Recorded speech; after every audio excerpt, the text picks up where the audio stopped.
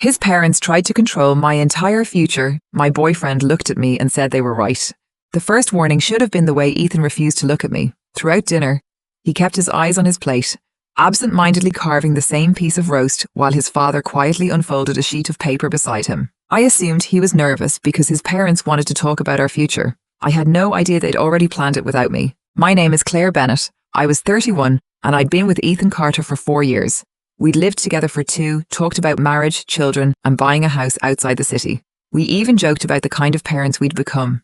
Ethan always claimed he'd be the easygoing one, and I'd laugh that no one stayed relaxed after chasing a screaming toddler through a grocery store. He'd pull me close, and I'd believe we were building the same future. Looking back, the signs had always been there. Ethan never made an important decision without checking with his parents first. His mother called every morning and often again during lunch, while his father had opinions about everything from Ethan's job and salary to his clothes, car, and even where we lived.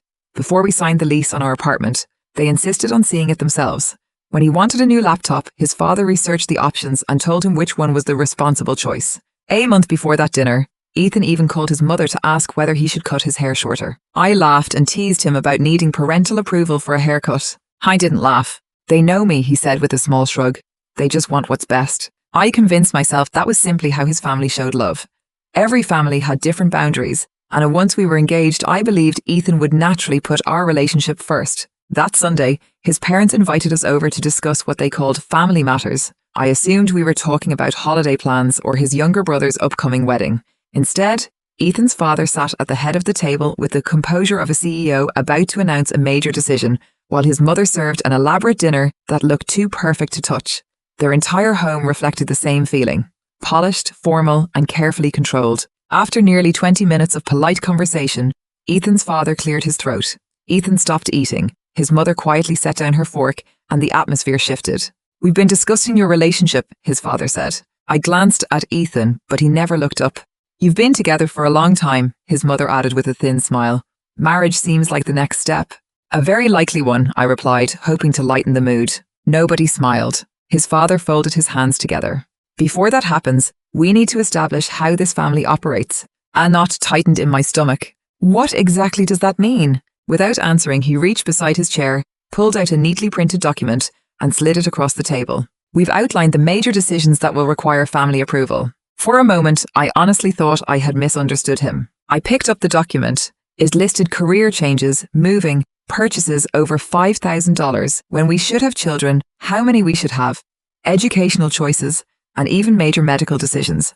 At the bottom were signature lines. I read the page twice before slowly setting it down. "Family approval? Veto power," his mother corrected calmly, as if she were explaining something perfectly reasonable. "That's how our family works." I looked from her to Ethan's father. "You want authority over where I work? Only if the decision affects the family. And where we live? Relocation affects everyone. And whether I have children?" Her expression barely changed. "No one is trying to control your body, Claire. We're talking about responsible family planning." The entire conversation was so absurd that laughing felt easier than getting angry. Instead, I turned to Ethan. "Are you hearing this?" He finally looked at me. There was no surprise on his face, no confusion, just quiet discomfort. That's when everything clicked. He already knew. Maybe not every word, but enough to know this conversation was coming. "They have a point," he said quietly. "They've always guided me through important decisions. They have more experience than we do." I stared at him. "You asked your mother whether you should cut your hair?" I wanted her opinion. "You called your parents before accepting your current job." "My dad helped me negotiate. He almost convinced you to turn the offer down. And I still got the job." "You nearly lost it." His father raised one hand to interrupt. This reaction is exactly why oversight is necessary. That single word said everything. They weren't offering advice or support. They believed they deserved authority over our lives. I forced myself to stay calm. "I want to be sure I understand this. You expect to approve my career, my finances, where I live, when I have children, and how I raise them?" "Within reason," his mother replied. "We're not unreasonable people." I looked back at Ethan. "And you're comfortable with that?" He hesitated just long enough to give me hope. Then he nodded. "It makes sense." Something inside me quietly broke. In an instant, every ignored warning finally fit together. The daily phone calls, the surprise visits, the vacations his mother changed, and every time Ethan told me, "It's easier if we just let them have this one." After 4 years, I finally understood the truth. Ethan wasn't waiting to become independent because deep down, he had never believed anything needed to change. I stood and reached for my coat. His mother frowned. "Where are you going?" I looked down at the document before meeting his father's eyes. "You wanted veto power?" No one answered. I slipped on my coat. "Then veto this." His father frowned. "What are you talking about?" "I'm leaving." Silence filled the room. Ethan pushed back his chair so quickly it scraped across the floor. "You can't be serious." "I've never been more serious. This is one conversation." "No, it's the first honest conversation we've had in 4 years." His mother stiffened. "You're overreacting. Sit down and let's discuss this like adults." Adults don't ask other adults for permission to live their lives. I picked up my purse. Ethan hurried after me. "Baby, wait." I turned to face him. "You nodded." His expression faltered. "I didn't think you'd react like this." "How exactly did you expect me to react after watching you agree to let your parents control our future?" I had no answer. His father stood. "If you walk out now, don't expect to be welcomed back after you've calmed down." I opened the front door. "That's the first decision you've made tonight that I actually agree with." I walked out without looking back. By the time I reached the highway, my phone was vibrating non-stop. At the first red light, I glanced at the screen. 8 missed calls from Ethan, 4 from his mother and 3 from his father. I turned the phone face down and kept driving. For the first time in 4 years, I let every call go unanswered. That night, I barely slept. Every time I closed my eyes, I saw the same moment replaying in my head. Not the document, not his parents, but Ethan quietly nodding as they claimed the right to decide our future. That image haunted me far more than the document ever could. By Monday morning, I'd almost accepted that our relationship was over. Then I woke to find Ethan sitting on the edge of my bed. He still had the spare key. Sunlight spilled through the half-open curtains, revealing bloodshot eyes and a face that looked like he hadn't slept either. "You scared me." I knocked. I didn't answer, so I let myself in. I glanced at the clock. It wasn't even 6. "You shouldn't have done that. We need to talk." I sighed. I turned my phone off for a reason. He rubbed his hands together before quietly saying, "I've been thinking about last night." I hope so. They didn't mean it the way it sounded. A tired smile escaped me. I'd heard those excuses for years. They didn't mean it. They were just protective, and somehow I was always the one who had misunderstood. "They printed a document, Ethan. My dad likes planning. They planned my career. They were thinking ahead. They planned how many children we'd have. They're just excited about grandchildren." Even now, he couldn't hear how ridiculous it sounded. He reached for my hand. "Claire, we've built a life together." "We started building one." He frowned. "What does that mean?" "It means last night finally explained the last 4 years. I looked genuinely confused. "You'd throw away 4 years over one dinner?" "No, I'm ending 4 years because that dinner showed me exactly where I stand." I didn't raise my voice. I simply reminded him of every vacation his parents changed, every holiday they dictated, every apartment decision they influenced, and the job he nearly turned down because his father told him to negotiate harder. I defended every example. They were helping. They had experience. It worked out. "It almost didn't," I replied. "This isn't about one dinner. It's about realizing your parents have always had the final say." He lowered his eyes. "They're my family." "I know they are. They sacrificed a lot for me." "I don't doubt that." "They love me." "I believe they do." He looked back at me. "So why can't you accept them?" "I have accepted them for 4 years." I leaned forward. "The question is whether you've ever accepted me as your family." His expression changed instantly. "If we got married," I asked quietly, "and one day your parents disagreed with me, whose side would you choose?" He opened his mouth, then fell silent. Almost a minute passed before he whispered, "I don't know." That answer hurt more than if he'd chosen them outright. He actually needed time to decide whether his wife should come before his parents. I nodded. That's all I needed to hear. "Claire, you don't have to answer today. The fact that you can't already tells me everything." His eyes filled with tears. "I love you. I know. I don't want to lose you. Neither do I. But I won't spend my life competing with your parents." He stood slowly. "So that's it? Unless something changes." "What? You? My relationship with them?" "No, your relationship with yourself." He stared at me for a long moment before picking up his jacket. "I need time. For once, make sure the decision is actually yours." He left, and the apartment felt strangely empty. I sat on the couch for nearly an hour, caught between hoping he'd come back and knowing he probably shouldn't. The following afternoon, my receptionist called. "There's a man here asking for you." "Who?" He says he's your boyfriend's father. Of course. I met him outside before any co-workers noticed. You embarrassed my family, he said. I disagreed with your proposal. You humiliated my wife. I walked away. You rejected us. I rejected your conditions. His expression hardened. My son deserves better. I'm sure you believe that. Ho reminded me I was only a project manager, hinted at my salary, and explained how his family could have opened doors, found me a better job, and given us a better life. I already have a career. You could have had a much bigger one. I'd rather build it myself. Pride has a price. So does dependence. He stepped closer. My son deserved someone who appreciated family. He deserved someone who didn't force him to choose. He never had to choose. He chose years ago. His confidence slipped for the first time. You'll regret this. I don't think so. When you're alone 5 years from now, remember this conversation. I will. I'll remember the day your son had the chance to build his own family and was too afraid to leave yours. Anne had no answer. He turned, climbed into his SUV, and drove away. Wednesday evening, I came home to find Ethan packing. His older sister was sealing boxes while he wrapped dishes in newspaper. My parents think it's best, he said. The words escaped before he realized what he'd admitted. He never corrected it to I think, and that told me everything I needed to know. I'll help with the heavy boxes. They both stared. You will?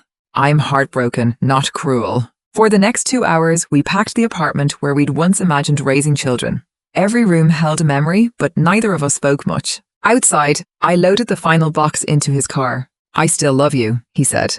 I know. I don't want this.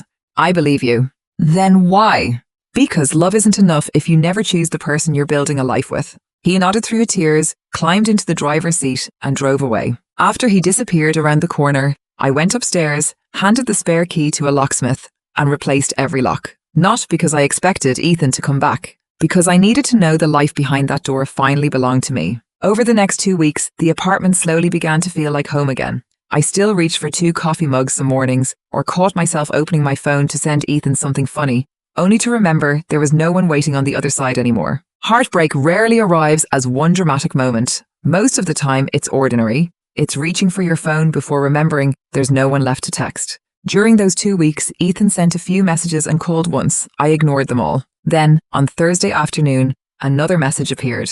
Ethan, can we talk just once, no fighting? I stared at the screen before replying. Coffee, 1 hour. We met at the neighborhood cafe we'd visited countless times before. The smell of fresh coffee filled the room, but neither of us touched our drinks. Ethan looked thinner, exhausted, and far older than he had 2 weeks earlier. I've been talking to my parents, he said. I guessed. They've agreed to compromise. That word again. Compromise. Han unlocked his phone and showed me a revised list. They'll only weigh in on purchases over $10,000. They won't have veto power over your career anymore. They'll just offer advice and they'll respect our parenting decisions unless something serious happens. Han looked up hopefully. They're really trying. I handed the phone back. You negotiated. I thought that's what you wanted. No, I wanted you to realize there shouldn't be a negotiation in the first place. He frowned. I don't see the difference. The numbers changed, I said. The mindset didn't. They still believe they deserve authority over our relationship. That they're trying to meet you halfway. I don't need halfway. I need a partner who doesn't think his parents belong in our marriage. For a moment, neither of us spoke, while conversations and clinking cups continued around us. Finally, Ethan looked down. I've never questioned the way my family works. They've always helped me. I know they have. They've always protected me. I believe that. He slowly shook his head. I don't know another way. For the first time, I realized he wasn't making excuses anymore. Underneath every word was fear, not of losing me, but of living without someone else making his decisions. I reached across the table and squeezed his hand. I still love you. I love you too. But love isn't what's broken. He nodded silently. I can't build a future with someone who's negotiating how much control another family gets over ours. Ha rubbed his face. So nothing I do will ever be enough? That's not what I'm saying. It feels that way. I took a slow breath. I don't want you to change for me, Ethan. I want you to figure out who you are without your parents deciding who that should be. He stared at me for several seconds before quietly admitting, I don't know who that is. The honesty in those words hurt more than every argument we'd had. For a brief moment, I pictured the future I'd dreamed about for years. A small house, children in the backyard, quiet Sunday mornings together. Then I imagined every holiday, every vacation, and every parenting decision needing someone else's approval. The dream faded like morning fog. I hope you find that person, I said as I stood. The real you. I looked up. What happens now? You decide what kind of life you actually want. And if I figure it out, then maybe you'll finally know whether it belongs beside mine. I walked away before either of us had to say goodbye. The following evening, an unknown number appeared on my phone. I almost ignored it, but answered anyway. Claire, a familiar male voice asked. This is Ryan, Ethan's brother. I know this is awkward, he said with a nervous laugh. Can you spare 5 minutes? I stepped onto my balcony. Go ahead. I wanted to apologize. You don't owe me one. I do. I grew up believing my parents' behavior was normal. His honesty caught me off guard. You don't agree with them? I love them, he admitted. But loving someone doesn't mean what they're doing is healthy. He told me he and his fiancée were getting married 3 states away because his parents wanted to control every detail of the wedding. They're furious, he said, but I'm done letting them run my life. Then he asked, do you know why this hit Ethan so hard? I shook my head. Because you're the first woman he ever chose without my parents choosing for him first. They didn't introduce you, they didn't approve of you, and they never stopped trying to change that. After enough years, disappointing them simply stopped feeling like an option. Everything suddenly made sense. Ryan sighed. You deserved the version of my brother he never learned to become. So did I. After we hung up, I stood on the balcony until the sun disappeared, no longer questioning whether I'd made the wrong decision. Instead, I wondered how many people mistake control for love simply because that's all they've ever known. About a month later, Ethan's parents appeared at my apartment. His mother smiled politely. May we come in? No, we only need a few minutes. We can talk out here. His father folded his arms. Our son isn't doing well. I'm sorry to hear that. You don't sound sorry. I am. Breakups hurt. His mother shook her head. You can fix this. I don't think I can. You simply need to apologize. I blinked. I'm the one who should apologize? You misunderstood our intentions. No, I understood them perfectly. His father stepped forward. We were trying to protect both of you. You called it veto power. Unhesitated before softening his tone. What would it take to convince you to come back? He offered a bigger house, better career opportunities, financial security, and connections through family friends, speaking as though he were negotiating a business deal. I couldn't help laughing. You think I left because your offer wasn't good enough? Isn't compromise how relationships work? His mother asked. I looked directly at them. I didn't leave because your family lacked money. I left because your son never learned to make a decision without asking permission. His father's expression hardened. You're arrogant. I'm independent. You confuse the two. No, I think you've confused obedience with love. His mother insisted they had sacrificed everything for their children. I don't doubt that, I replied.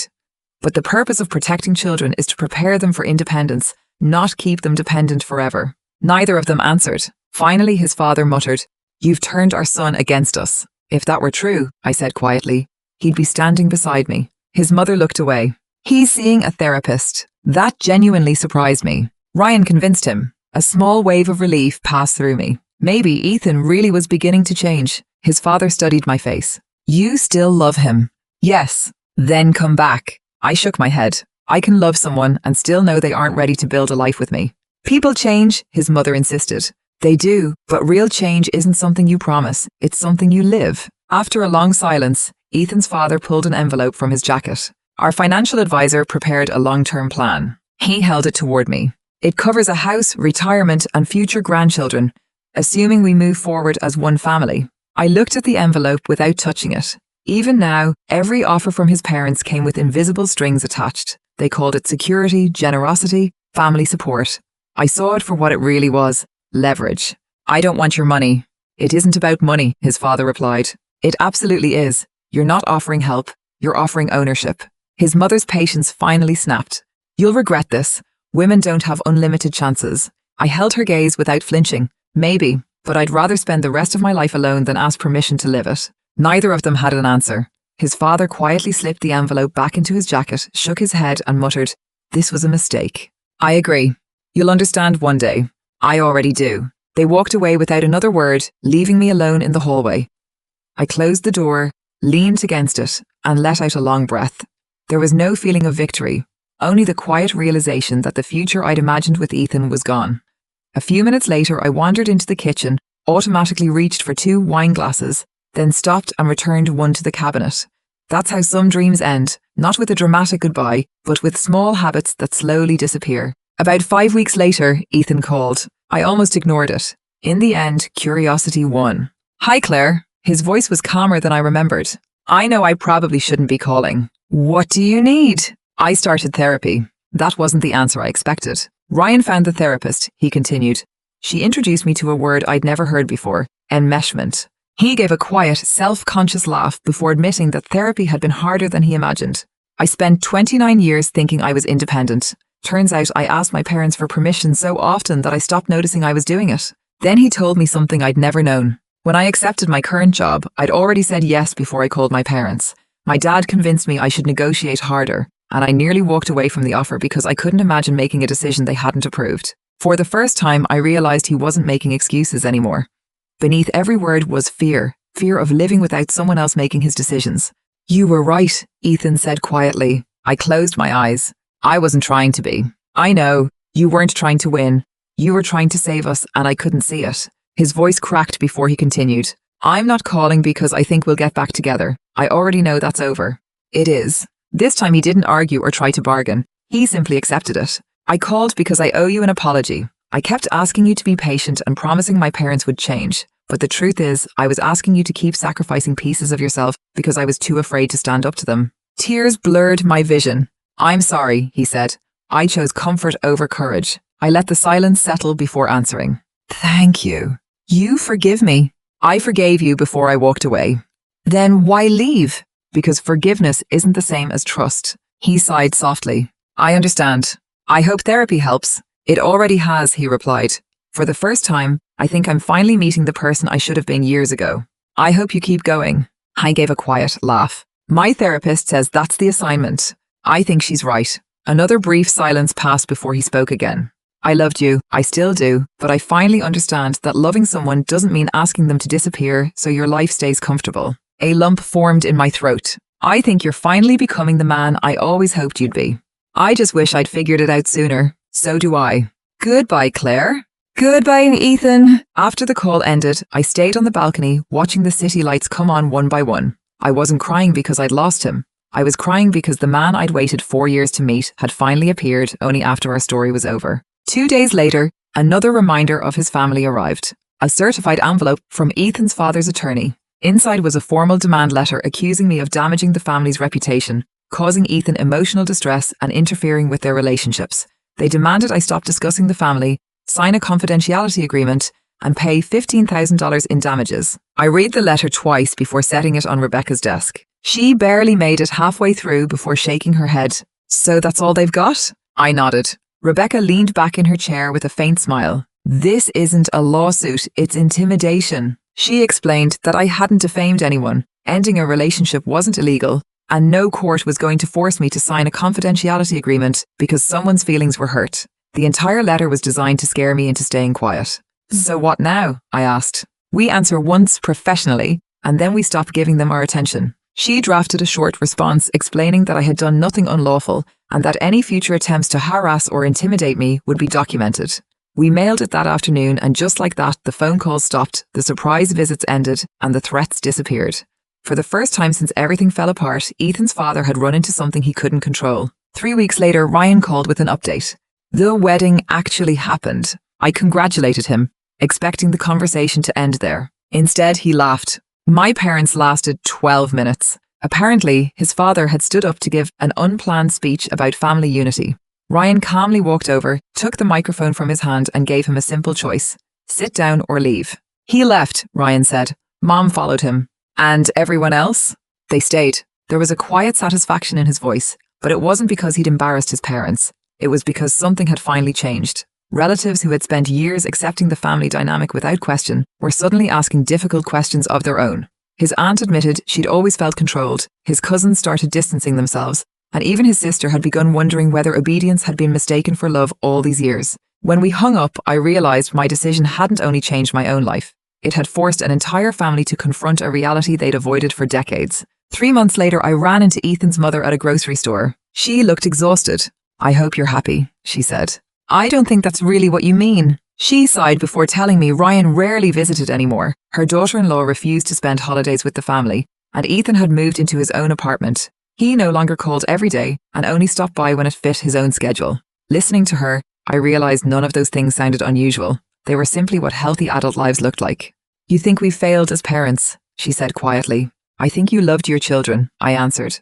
"I just don't think you ever gave them enough room to become adults." For the first time since we'd met, she didn't argue. She simply lowered her eyes and admitted she no longer knew where things had gone wrong. Before walking away, she stopped long enough to say, "I hope Ethan finds happiness." "So do I." That was the last time I ever saw her. A week later, Ryan called again, laughing before I even answered.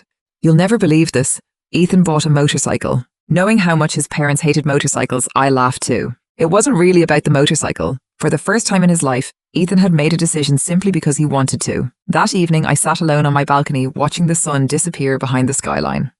For months, I'd wondered whether leaving had been the right decision, but by then the answer had become obvious.